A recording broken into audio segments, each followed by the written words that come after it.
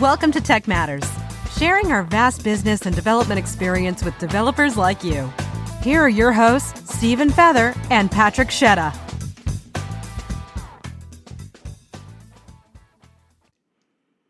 If you're serious about development, you need to be writing stuff down.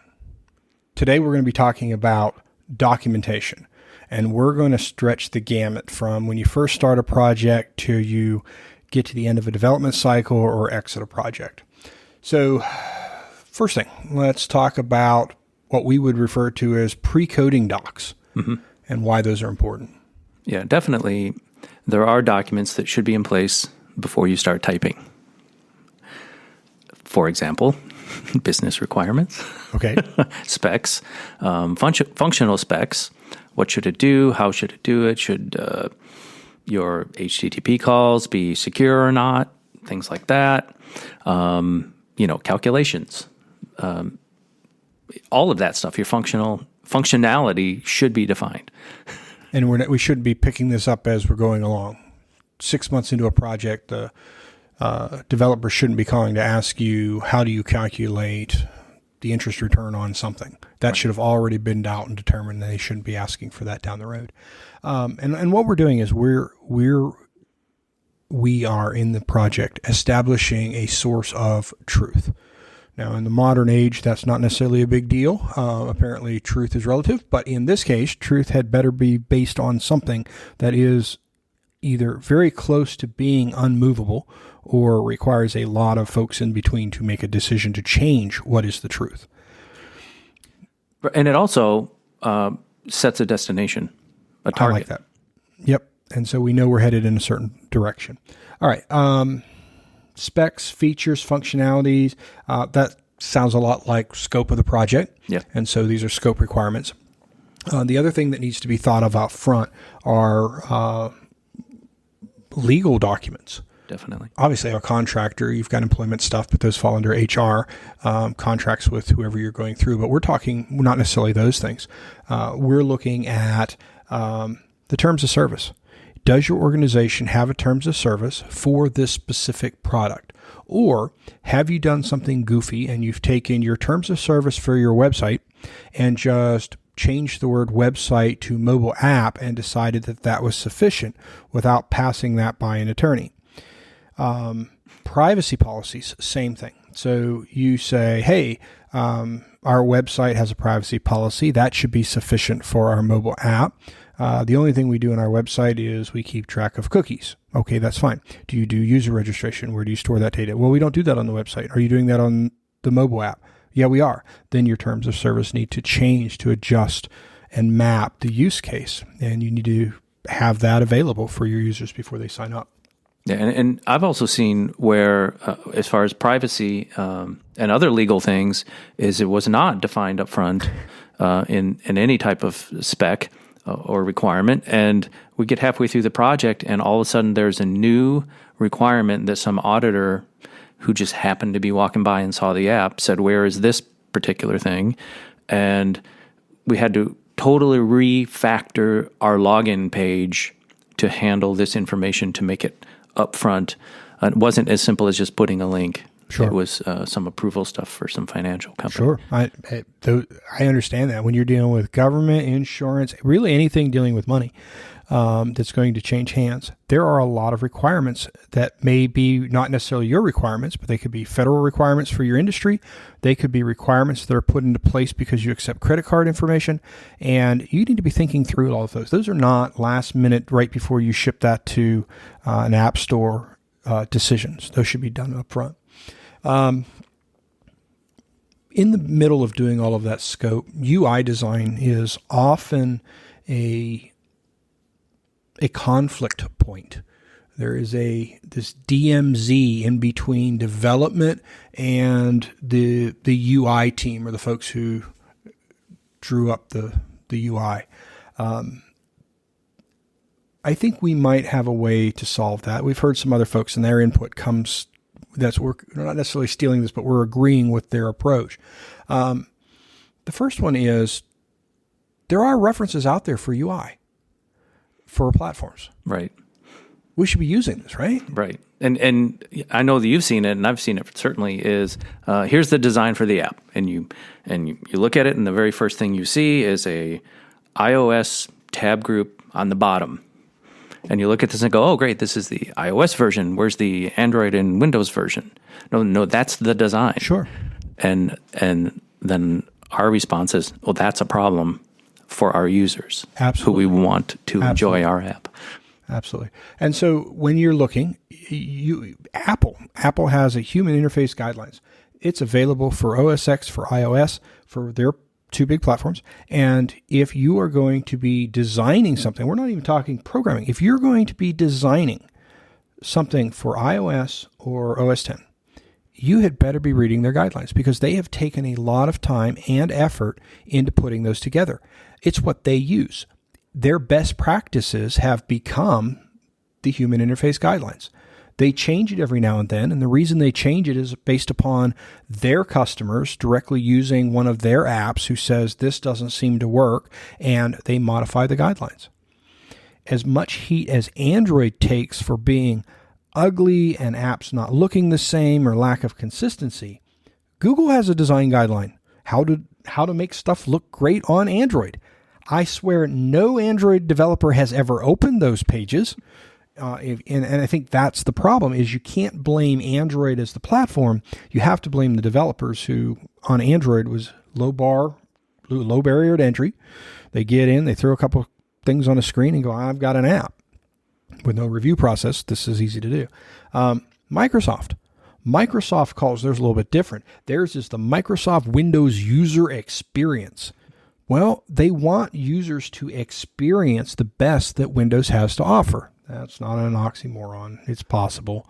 If you've played with the new Surfaces, they are pretty nice. I haven't moved yet. Probably not going to, but I would say Microsoft's made some big inroads in how you interact with their devices and with their operating system. And so I think designers really need to be going through those, not just having this, what to a dev feels like they've had this LSD moment or this Zen, and we've suddenly have a design for the app feeling that you get from a designer. You really need to be focusing on what is valid UI. Yes. Okay. I've done a lot of talking. I'm not done. Mm-hmm. I'm preaching. The other thing is terminology.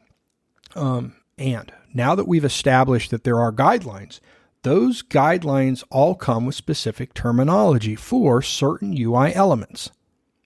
If you are a designer, use the freaking terminology that the platform expects, because that's what developers use. It's what we refer to them as. You can't be calling it the pink blob on the screen when we call it a UI switch. I mean, it just doesn't make any sense. Is there any wonder that we deliver something as developers, UIs folks look at it and go, well, that's not what I wanted. Well, you gave us a picture. We matched your picture best we could because it didn't look like anything that was native to begin with. And then when we asked for clarification, you sent over these paragraphs of stuff that didn't have terminology we understood, and you could never change to match something that we could all relate on. And so having a reference, a common reference point, a common point of truth allows us to get at least by that hurdle. Right. A little bit. All right. Right. And if you're developing, say, in iOS, and you are going to use, the term switch or button, whatever that slider, that whatever that Xcode is providing you that matches the human interface guidelines, so as you said, the developers absolutely are working in that terminology, and they're not working in, light switch. Don't say light switch, say switch, or whatever your phrase is, say the right phrase. Sure. One of the terms du jour this year is empathy. And the preaching from conferences and from writers and from journalists is that developers need to have more empathy towards designers. Nearly 100% of the stuff I've read recently has been one directional. You know what, designers? Get over yourselves. You need to show some empathy to the guys on the other end who have to take your drawing and convert it into code and something else. I know developers are absolutely freaking amazing in their skills, but we can only work with so much. You can only polish a certain kind of elephant turd. So anyway, all right. I'm opinionated today, a little bit. Terminology. If we can agree on the terminology between designers and developers, and that goes the other direction between development teams. So if you're contracting this out, a certain part of your app, you better be using the appropriate terminology so that your contractor understands what they're talking about. You should expect your contractor to be using the terminology that you understand in-house so that you guys are on the same page. That it makes sense. It cuts down on time, cuts down on frustration, it cuts down on costs.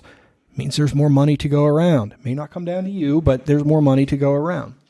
Get that foosball table so we can have company culture. Colors. I love colors. Absolutely. I absolutely despise colors when it comes to working on a project. They're one of the biggest pain points we come into. How are you? Yes. Especially when they are not properly spec'd. You mean when somebody sends something over for CMYK, which is a print color scheme, and you're working in a digital space, which ought to be RGB. Yep. Okay. See that, or I'll see make it match the website. Oh, I love this one. What colors are on the website? Well, you'll have to go down this chain of people trying to figure it out. Or you can just do a screen capture of the website and pick the color off in Photoshop. You mean the one in the gradient, which goes from here to here and hope that you run over the picker at just the right time to get the one they want? Yes. And don't like either of those options. I just want you to tell me the color you want, tell me the gradient you want, and I promise you I'll make it do what you say, but you got to tell me what it is you want. and now we're getting to a different space because with Apple in 2015 or I guess 2016 really pushing wide color. Mm-hmm. That is something new that we haven't seen pushed big time into apps yet. They were using it on their stuff, but it was just introduced. I'm pretty sure we're going to start seeing assets come through with wide color spaces in it, and that's going to change things. So when a designer says, well, this is pure red 2 years ago isn't necessarily what pure red is in a wide color space. And so that's a terminology that has changed because the tech or the constraints around color space that we're using has changed. That's a separate topic, but those are the kind of things that developers look at. Are you delivering me standard RGB assets, or are you sending me wide color gamut assets? And we need to know.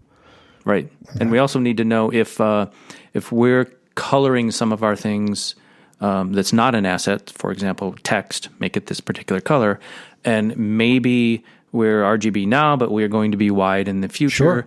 You know, we might need to know that. Maybe it would be okay, but maybe we need to compensate ahead of time so that when that switch is made, it'll make it easier for us. But, absolutely. But just knowing the fact that we are doing it this way will definitely save development in the future. And for now, wide color is really a big Apple thing, but they're not going to be the only ones in the space. Android may be a little slower to catch on because they really don't have large 4K and 5K screens tied to Android devices. But Chromecast, the Chromecast devices may need to end up supporting that. Windows definitely supports 4K and 5K, so they're probably going to move in that direction as an OS eventually. Just something to consider when you're looking. That's something else I mentioned. I know we talk a lot about mobile app development, but both of us actually came from different places, desktop development. And so most of what we talk about falls into both categories, both for mobile and for desktop app developers. Yes. Just throwing that out there if anybody was asking. You may not be. Fonts. I expect this to be a Dido whatever. What the heck's a Dido? Right. And exactly. We're so common in our frustration, we don't really have to say much some days. And, you know, so if you're, like I said, if you're designing an app for cross-platform and you say, this is what it looks like, and it, like I said before, it looks exactly like an iOS app, so therefore the designer may be used, I think it's San Francisco font is iOS, the current one. And, you know, maybe that doesn't look so good on the Android version. So maybe the design needs to have two fonts specified. Or maybe you don't use either of those and use something in common that does look good on both platforms. But whatever that is, whatever the situation is, it must be specified. And delivered. Yeah. A development team, a geek isn't supposed to be the one running out to figure out which website did you download this font that you included in your SketchUp or in your mockups or in your Photoshop PSD file. And they shouldn't be the one to have to figure out if there's a free version. They shouldn't have to be the one to do the legal background to see if the ones that are installed on the company platforms are allowed to be included and shipped with an application. That's not within their job scope. That is in the job scope of whoever agreed to scope and pass this through legal. Those are extra assets that somebody needs to pay a licensing fee for in most cases. But I don't know how many times a project comes down and the designer just happened to have this font that they liked from another project and thought, well, I can do, because they're delivering it and the font's not included, they can get away with it, and expect their client to sign off on a particular font. It's just, it's craziness. And there's a disconnect in the design community about copyright infringement that they need to work out. Because if a designer is willing to just ignore fonts and assume everybody has a $6,000 font in their system, there's something wrong. Right. All right. I guess the last part of this one is UX and behavior. Right. So how common is it that you'll get a spec from a designer, and here's our login screen, and here's our home screen, and then maybe you select an item on there, and then you see this screen. And that's what you get. Maybe the app is 3 screens, and here's what you see. So as the developer, you have to know transitions. So given just the visual spec, it's safe for you as a developer just to make that second screen pop up, make that third screen pop up modally, I guess the word is, and go away, and the user's not going to like it. The designer's probably not going to like it. So I guess if you're just given those 3 things, you're safe to do that. But you really should be given, okay, well, this opens up into a navigation group, so it by default slides in a particular way. Or, if it's a tab group, I've seen people write their own custom tab groups where instead of tapping on the tab at the bottom and the whole screen changes based upon what tab you're in, it might slide in. So that's, definitely something custom. And if the designer has that in mind because their favorite app does that, it needs to be specified. Absolutely. And then we might push back whether it's hard to do or not. That's a different story, but it should be specified. So behavior, how do things slide in? Do things fade in? Do you have that little flipping page thing that I personally hate? Do things slide in from the bottom? When you want to delete an element in the table, do you pop up an alert and says, are you sure you want to delete this? Or do you use what the interface guidelines tell you to do and present some particular slide-in thing? Are you sure you want to? So, following the guidelines there. But, if you have just a, specified row and the spec says you can delete this row, that's not enough information to tell the developer what to do to delete it. Sure. One of the newest things, I say newest, we've been doing it as text for geeks for years, is that we'll screen capture something and show it to another geek and say, hey, this is what it looks like when it's broken. Or you'll send something to the client and you'll say, hey, this is what we're thinking about. I think there needs, in my opinion, which, the one that really matters, that designers and UI and the client needs to expect the same thing.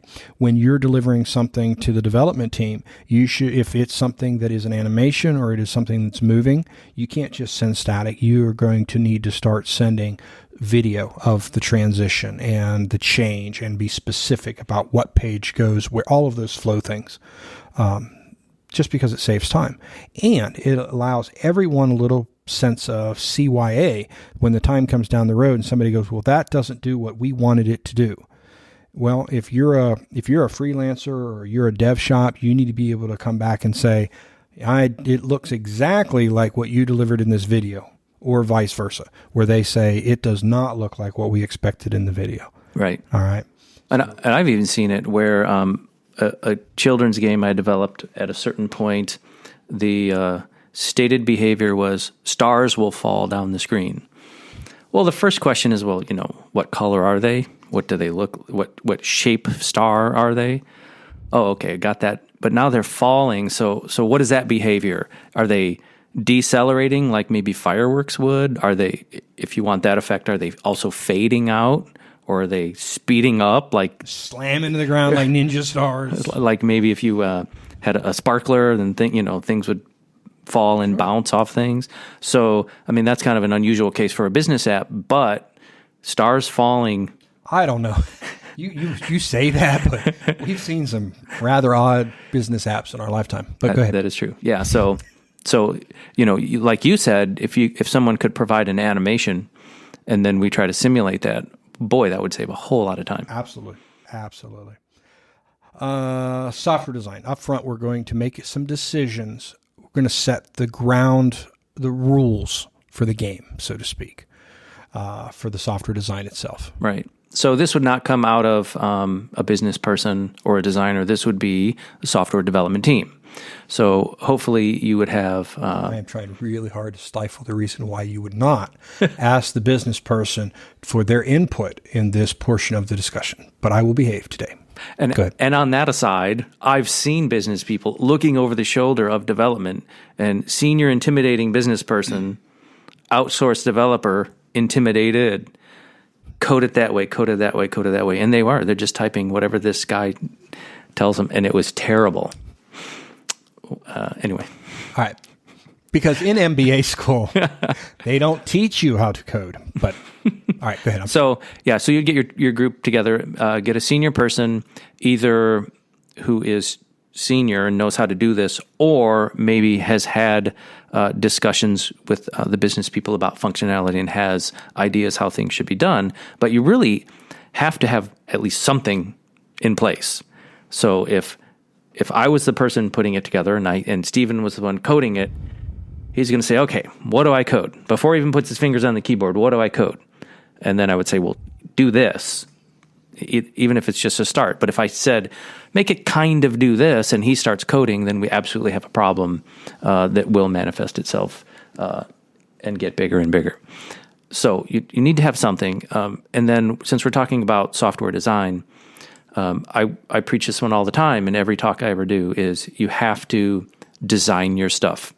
Now, there are, as time goes on, you kind of get these ebbs and flows, pro design, con design, back and forth.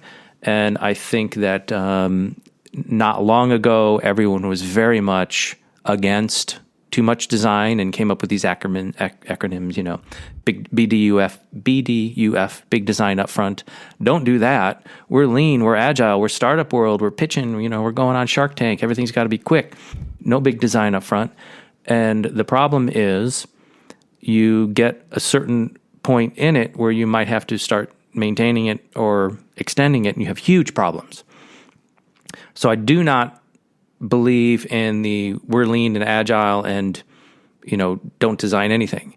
I also am not a fan of the big design up front where and what I mean by that is you sit down and design everything, and before you code anything, you write out your class diagrams and you write all your interactions and how all the objects and your how everything flows and talks to each other, and go, here's our system. You're just a coder monkey. Go do it. And don't change anything. Just do that. So that's obviously bad. You're going to have problems with that too. So I like to say that you have to have something in between, and you can't really point to where in between is it because it could change. And I call it flexible design up front. So you have to have some type of design things in place. For example, you're going to have network calls. And since you can draw that as a circle or a box on your design diagram. There you've started. You're going to have that. And you're going to have things interacting with that. So you can start out very basic and build it out just enough. And you can say, well, I don't necessarily know how the back end's going to look yet.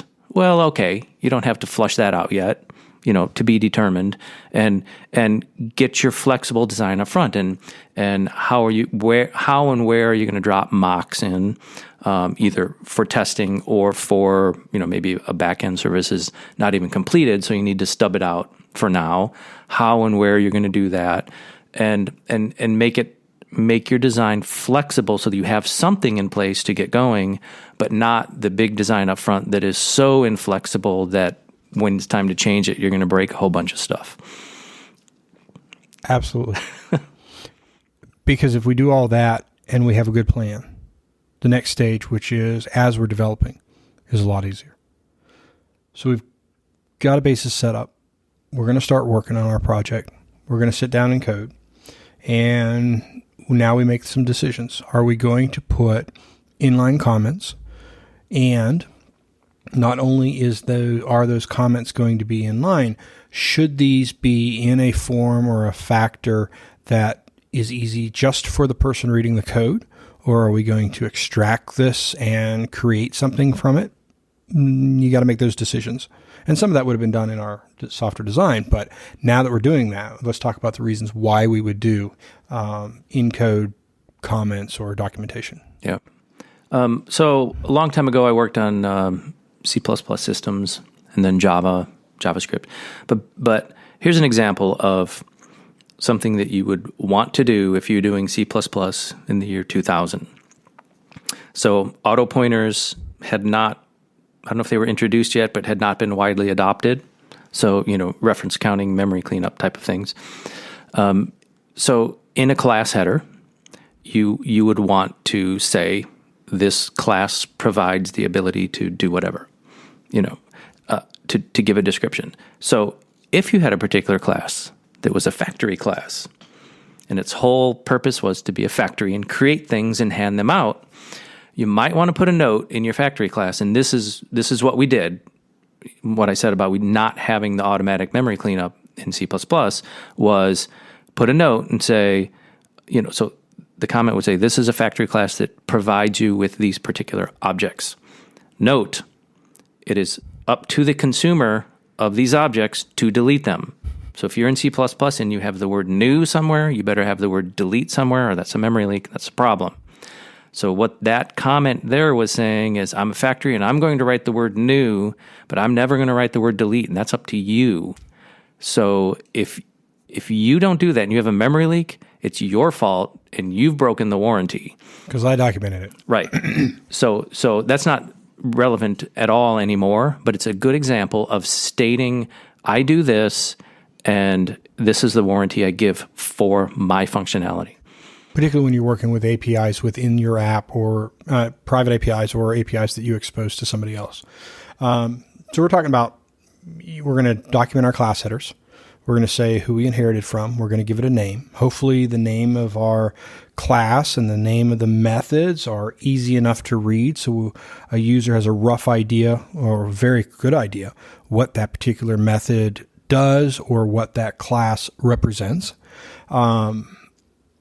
We're going to talk about functionality, but not really talk about the functionality unless needed. So if there's a specific reason for extra detail, you should be putting that in. Right. Okay. Maybe if you see like a complicated calculation with a bunch of poorly named variables, Why which is this in here? which is a different issue. But remember that MBA guy who was telling us stuff? Yeah, that's never mind. Yeah. So if you see a big long formula and you can clarify it with a comment right before it that says calculate interest, because do that. Bob said this is how we do it. All right, generated docs. This is a point of contention between different teams. Some like it, some don't. It really kind of started with, I guess, back in the Java docs days. You would comment your stuff a certain way. You could run through, parse all that out, and create class lists and relationships to their methods. And you had basically rough documentation for the code itself. And then JavaScript has adopted some of that with JSDoc. And I guess it was the guys at Sentia that kind of started that because they had this huge framework they needed to be able to deliver. Your opinions, your thoughts. Yeah, so I love Java docs when I was working in Java and Eclipse, and integrated into Eclipse very nicely, and very much saved you time when you had to look stuff up, especially in libraries that you did not write or your own code you did not write.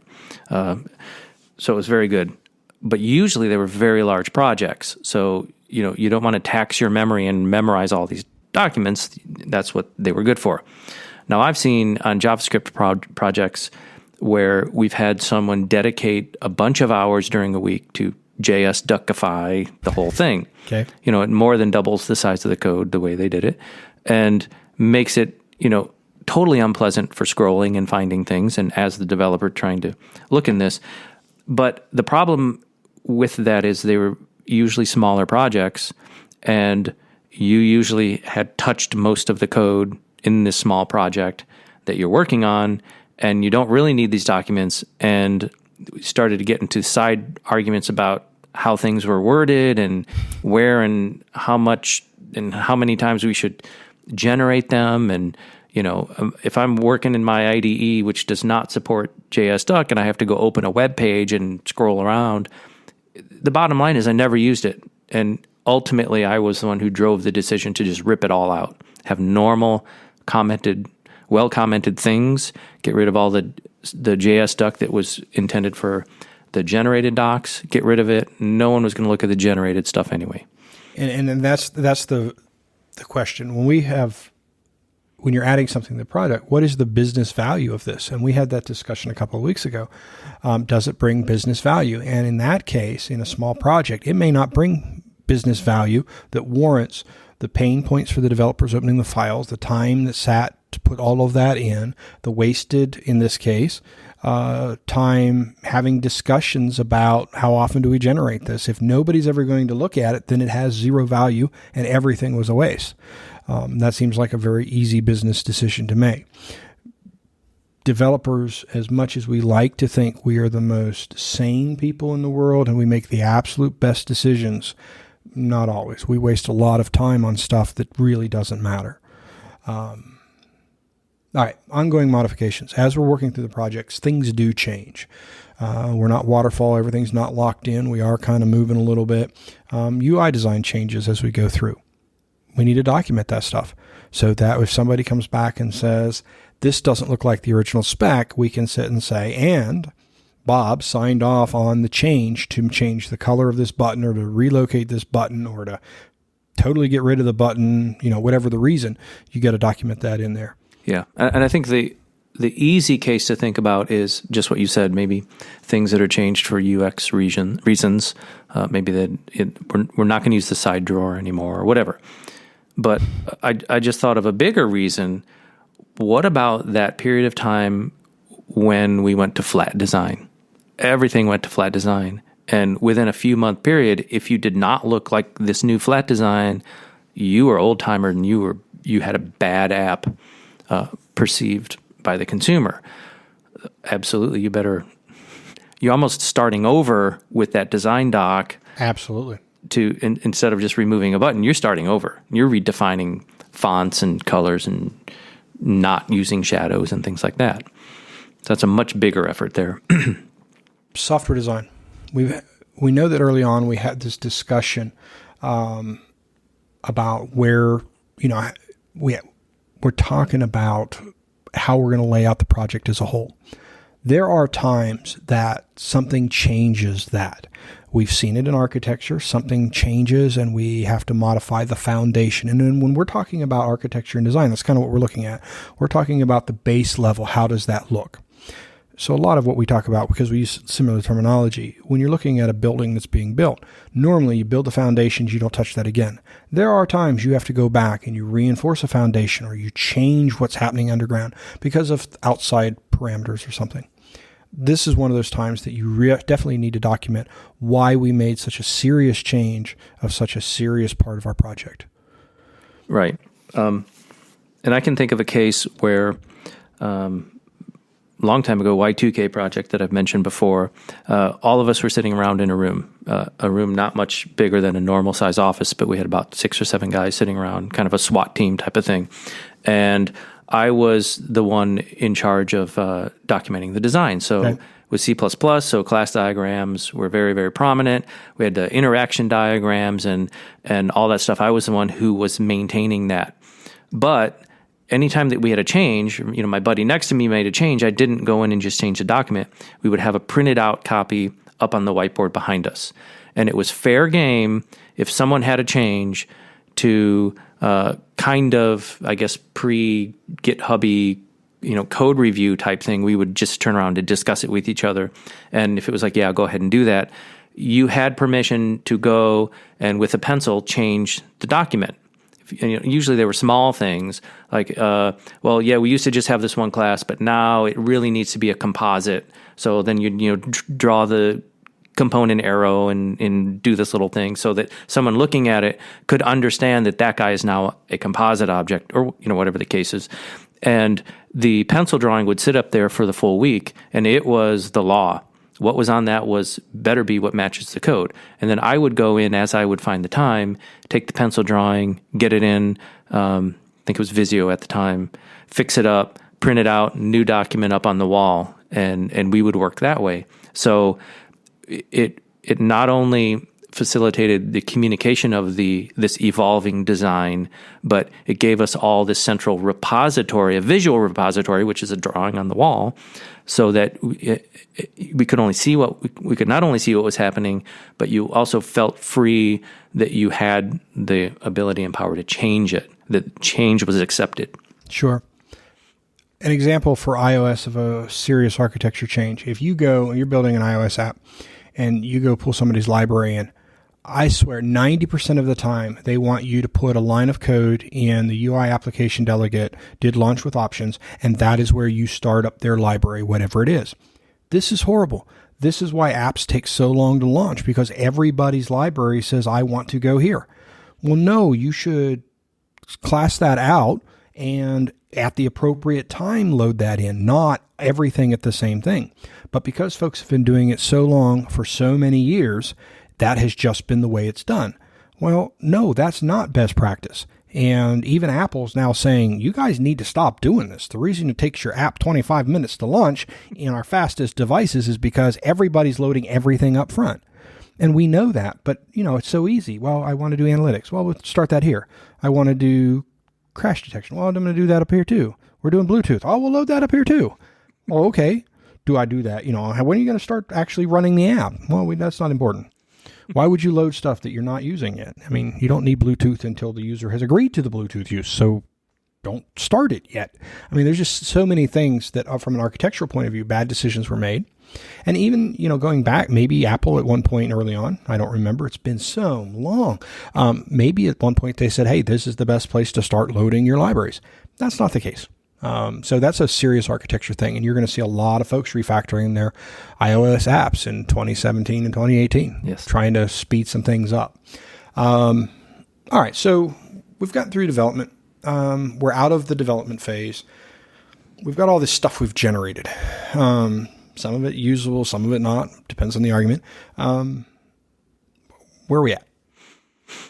Right. So what I've seen on some larger projects. Actually, it's funny based on what you're about to say. Is you will get if it's super big enterprise and they've had maybe some business consultants in or something, part of what they've agreed to do is create the final documentation. So they've either been doing it all along or whatever, but they put together this big binder of final documentation. Final documentation. Yes, that could look just like that or bigger. You said enterprise. Final documentation. Yeah. Okay, go ahead. First version. So financial industry. Yeah. Final documentation. Yes. Finally. All right. Version 0 of the final documentation. I'm done now. That's hilarious. So it's usually, too much to consume in any reasonable way. It's probably who's going to read this right. stuff. It's probably overly wordy and complicated. And if I was a technical dev trying to find what I need in here, where do I go? It might be strewn through the whole thing. So that's a problem. It's useful for the business as far as auditing and Security Exchange Commission, whatever they do for your. I'll give you that one.